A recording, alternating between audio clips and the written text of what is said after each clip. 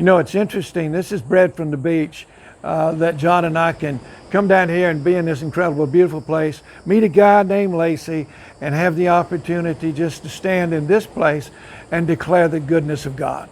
That's really what we're trying to do today. The passage from James that we considered yesterday has in it a statement that we can become mature. The enemy of our souls never really wants us to be mature. He wants us to be reactionary. He wants us to react to circumstances and react to people. But God wants us to become mature so that we respond to Him and then respond to the things that the world might show us or put in our faces, or the enemy might try to do in our lives. Maturity is a goal that God has for us.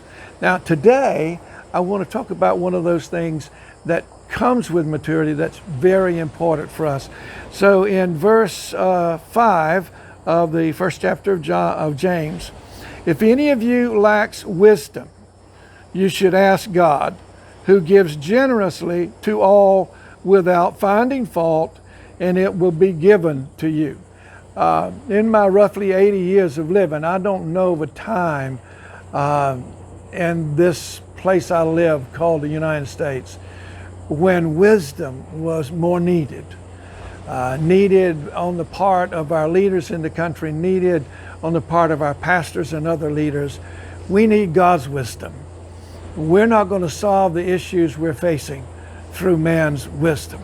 That's not an excuse to be immature and radical, reactionary. It's just the truth. The wisdom we need to handle the things that we face right now and in our lives daily around the world, that wisdom can only come from God.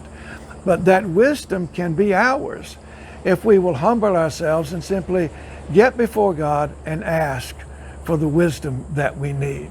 His promise is not only will He give us that wisdom, but He won't find fault with us.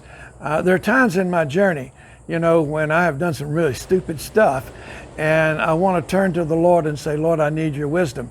He's not up there saying, Johnny, you idiot, I've told you this stuff 4 or 5 times already.